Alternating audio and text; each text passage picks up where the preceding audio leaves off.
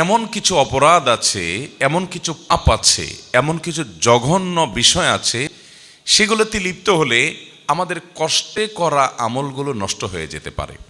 আপনি আমলের সওয়াবের কথা জানলেন, আমলও করলেন, কিন্তু পাশাপাশি আবার আমল নষ্ট হওয়ার মতো কাজও করে বসে থাকলেন, তাহলে একদিক থেকে আমল করলেন, আর একদিক থেকে আমল বরবাদ হয়ে গেল, গড়ের সমান হয়ে গেল, বরং কোনো কোনো ক্ষেত্রে লস মাইনাসে চলে গেলেন। হতে পারে কি পারে না? এই জন্য আমাদেরকে জানতে হবে যে বান্দার নেকামলগুলোকে নষ্ট করে দেয়, ধ্বংস করে দেয়, শেষ করে দেয়, ছাই করে দেয়, নিশ্চিহ্ন করে দেয়, আমল নামা থেকে ডিলিট করে দেয় কোন কোন অপরাধ, কোন কোন পাপ, কোন ভয়াবহ বিষয়। শুরুতে আমরা নিয়ত করে নেই যে পয়েন্টসগুলোর কথা আমরা জানব, যে বিষয়গুলোর কথা আমরা জানব, যেগুলো বান্দার আমলকে বরবাদ করে দেয়, আমলকে নষ্ট করে দেয়, সেগুলো যেন আমার জীবনে কোনো অবস্থায় না থাকে। যদি থাকে, এ আলোচনা শোনার সাথে সাথে আমরা তওবা করে নিব যে সেগুলো আর কখনো আমার জীবনে না আসে, আর ভবিষ্যতেও যেন এরকম কোনো বিষয় আমাদেরকে স্পর্শ করতে না পারে যে বিষয় আমাদের আমলকে বরবাদ করে দিবে।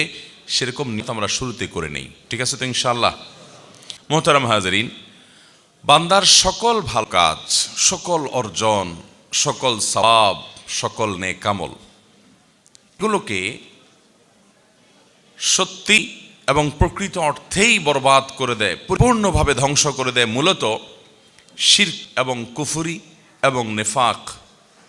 এটি যখন মুখরিজ আনিল মিল্লাহ পর্যায়ের হয়, অর্থাৎ কেউ যদি বড় শিরক এবং বড় কুফরি এবং বড় নেফাকে লিপ্ত হয়, তাহলে এই ব্যক্তির সমস্ত আমলগুলো বরবাদ হয়ে যায়। সে আগে যত যা করেছে ভালো কাজ সব মাইনাসে চলে যায়, সব ডিলিট হয়ে যায়।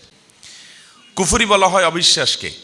একজন মানুষ মুসলমান, তিনি নামাজ রোজা ইবাদত বন্দেগী যতটুকু পেরেছেন করেছেন, হঠাৎ করে আল্লাহর কোনো গুরুত্বপূর্ণ নির্দেশ, আল্লাহর কোনো গুরুত্বপূর্ণ নিষেধ যেটা অকাট্যভাবে প্রমাণিত হয়েছে, এরকম কোনো কিছুকে তিনি অস্বীকার করে বসে আছেন।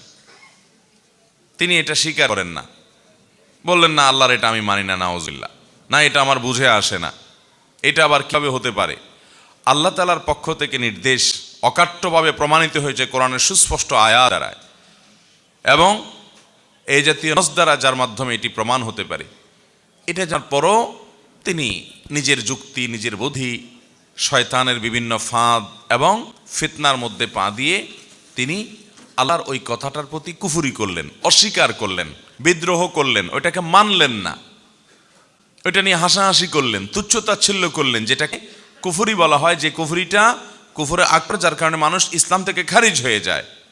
অসময় দেখবেন অনেকে ইসলামের অনেক গুরুত্বপূর্ণ বিষয় নিয়ে, হতে পারে সেটা গুরুত্বের বিচারে ছোট, কিন্তু সুস্পষ্ট শেয়ার, ধরুন ধা নিয়ে, কারোর দাড়ি নিয়ে, কারোর হিজাব নিয়ে ব্যঙ্গ করলো, হাসি ঠাট্টা করলো, বিদ্রুপ করলো, তো এটি কিন্তু ইমান থেকে মানুষকে খারিজ করে দেয়, মানুষ ইমান নষ্ট করে দেয়।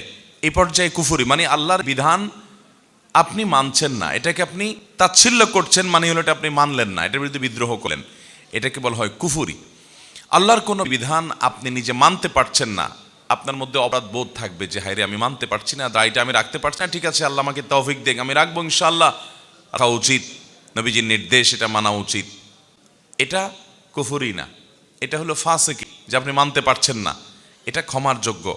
কিন্তু আপনি দাড়ি নিয়ে ঠাট্টা করলেন, তাহলে নবী সাল্লাল্লাহু আলাইহি সাল্লামের সুন্নাহকে, তার নির্দেশকে নিয়ে আপনি হাসাহাসি করলেন, বিদ্রুপ করলেন, এটা কিন্তু বিদ্রোহ করার শামিল, কুফরি। এরকম নানাভাবে কুফরি হতে পারে।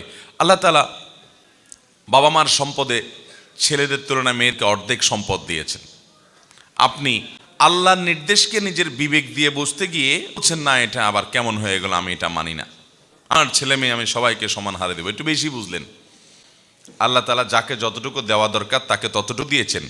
আল্লাহ তাআলা সমান অধিকার দেয় না, ন্যায্য অধিকার দিয়েছেন। সমান এক জিনিস আর ন্যায্য আরেক জিনিস, যার যতটুকু প্রয়োজন তাকে ততটুকু দিয়েছেন। সব জায়গায় সমান হলে ন্যায্যতা নিশ্চিত হয় না। আপনার দুইটা ছেলে মেয়ে, একটার বয়স 10 আর একটার বয়স 20, সমান সমান দিতে হলে 10 এবং 20 দুইজনকে একই সাইজের জামা দেওয়া লাগবে। সমান সমান দিতে গেলে 10 বছরেরটার অসুখ হয়েছে, আপনি নাপা খাওয়াচ্ছেন, 20 বছরেরটারও একটা নাপা খাওয়া দিতে হবে, ওর অসুখ না হইলেও, কারণ সমান সমান দিতে হবে। তো এটা কি ইনসাফের কথা হলো? ইনসাফ হলো ন্যায্যতা, সমান না। আমাদের অনেকে সমান অধিকার খুঁজে বেড়ায়। হ্যাঁ, অনেক ক্ষেত্রে সমান অধিকার দরকার আছে, যেমন যেখানে সমান অধিকার দরকার আল্লাহ ওখানে সমান অধিকার দিয়েছেন, সমান প্রাপ্য আল্লাহ নিশ্চিত করেছেন। যেমন ভালো কাজ যখন আমরা করব, নারী হোক আর পুরুষ হোক, মর্যাদা সমানভাবে পাবে, নারী পুরুষের কারণে কোনো ভেদাভেদ হবে না। আল্লাহ তাআলা কোরআনে কারীমে বলেছেন, মান আমিলা সালিহাম মিনকুম মিন যাকারিন আও উনসা, তোমাদের মধ্যে নারী হোক আর পুরুষ হোক, যেই ভালো কাজ করবে, নেকামল করবে, ফালানুহিয়ান্নাহু হায়াতান তাইয়্যিবা, তাকে আমি পবিত্র জীবন দান করব এবং তার এই কর্মের সর্বোত্তম বিনিময় আল্লাহ তাআলা দান করবেন, সেও আল্লাহ করেছেন। তাহলে সমান অধিকার যেখানে দেওয়া দরকার আল্লাহ সেখানে সমান দিয়েছেন, কিন্তু অনেক জায়গায় ইনসাফ নিশ্চিত করবার জন্য সমান নয়, প্রয়োজন ন্যায্য অধিকার দেওয়া, আল্লাহ তাআলা সেটি দিয়েছেন। এখন আপনি বলেন কি না, পরিত্যক্ত সম্পদে কেন আল্লাহ তাআলা মেয়েদেরকে ছেলেদের অর্ধেক দিলেন? এটা তো জুলুম হয়ে গেল।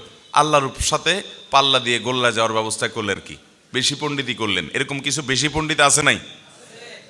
ইমান চলে যাওয়ার মতো কাজ করলেন, আল্লাহর এই বিধানকে আপনি অস্বীকার করলেন, পাত্তা দিলেন না, বিদ্রোহ করে বসলেন।